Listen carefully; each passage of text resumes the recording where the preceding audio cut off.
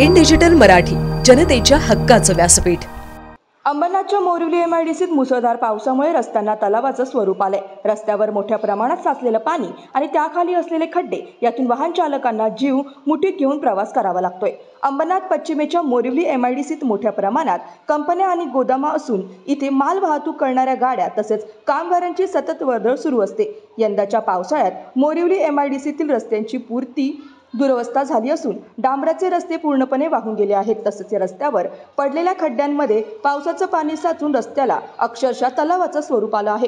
त्यामुळे या रस्त्यावरून जाताना वाहन चालक आणि कामगारांना अक्षरशः जीव मुठीत घेऊन प्रवास करावा लागतोय।